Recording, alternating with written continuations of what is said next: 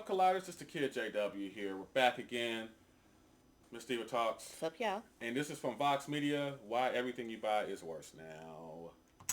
So have you all noticed that everything kind of sucks now? And I don't mean like the general state of the world. I mean like the stuff we buy is just like a little bit worse than it was 10 years ago. And I really started thinking about this because my coworker Izzy wrote about how she had to replace a bra. So I'm going to do what any normal person would do, which is buy the exact same thing from the exact same place. And then after a few weeks, it just kind of fell apart. So this kind of started me on like this journey of like, okay, I'm hearing anecdotally from like so many people that I talk to like in my life, from coffee machines, phones, computers, sweaters. They all tear or break or like... This is true. This is very true because I too have noticed that the standard of things have drastically decreased. Drastically. That's what happens when everything's made over in Timo. Explode way sooner than they used to. So what's going on? And is there a way to climb out from under this pile of consumer trash? So let's talk about this in the most basic of terms, starting with the design process. When a company wants to make a thing, let's say like a jacket, there are three main factors to consider. Functionality, does it work? Appearance, does it look good? And manufacturability, is it easy and fairly inexpensive to make a lot of this product? Generally, a good product will have a good blend of these three things. Yes. But in recent years, this process has been thrown off balance. Let's look at clothes, for example.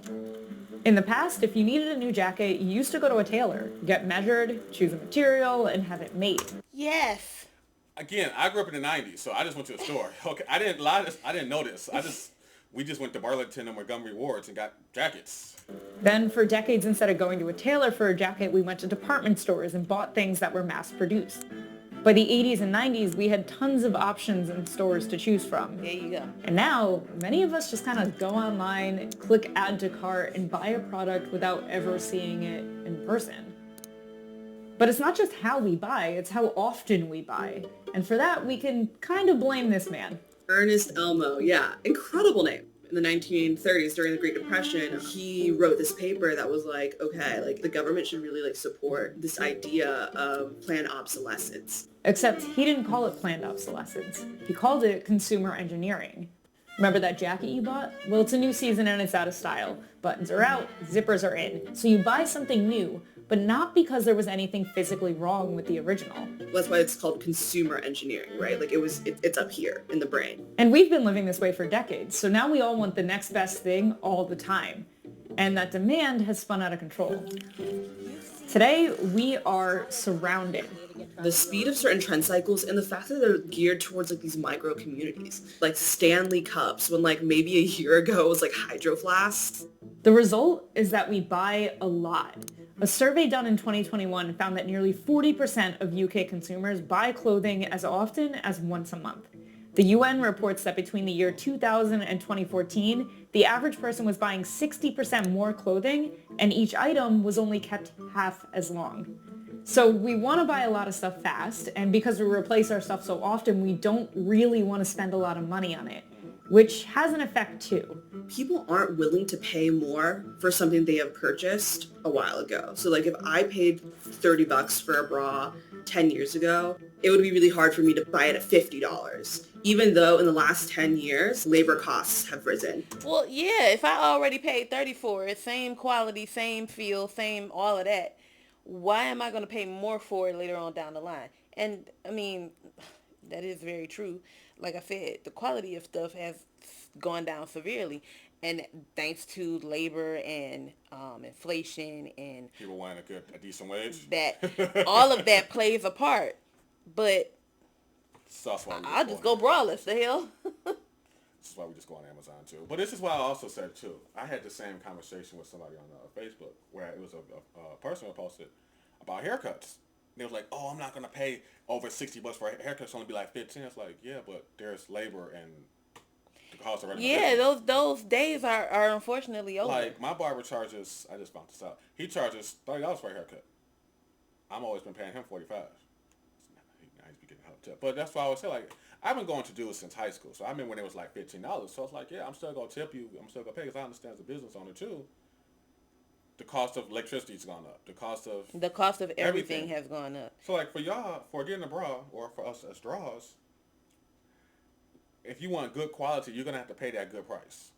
You're gonna have to pay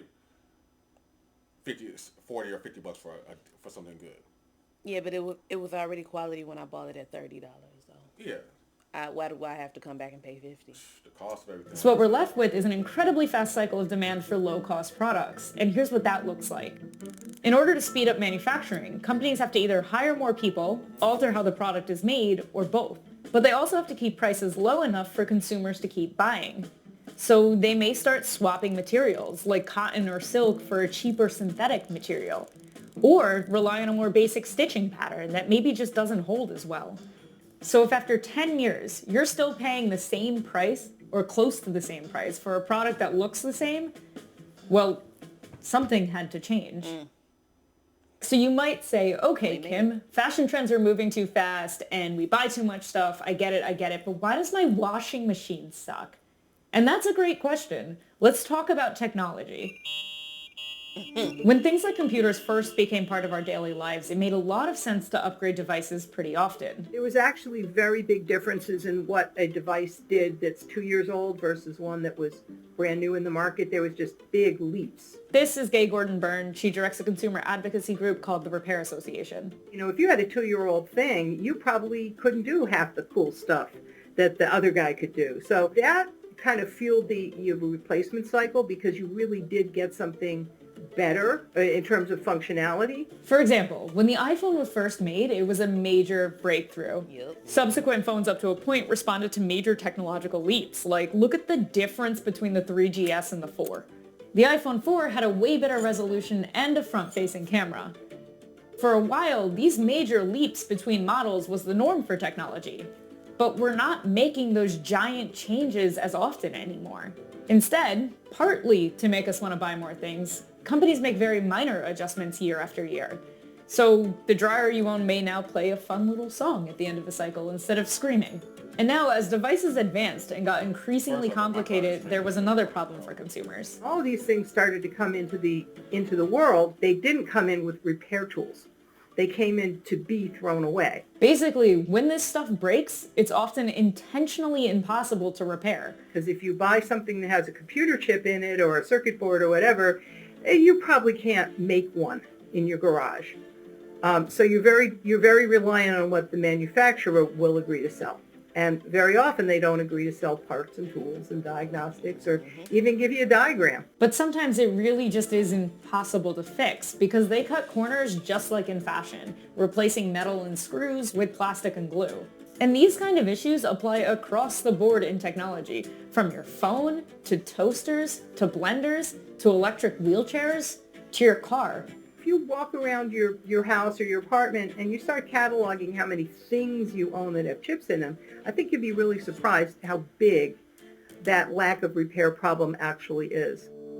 I want people to feel hopeful. Yes, this is something that's like out of our control in some ways and not out of our control in others. I don't want you to feel guilty for like partaking in this system when like so many people, we've been kind of brought up culturally to think in this way or to buy in this way.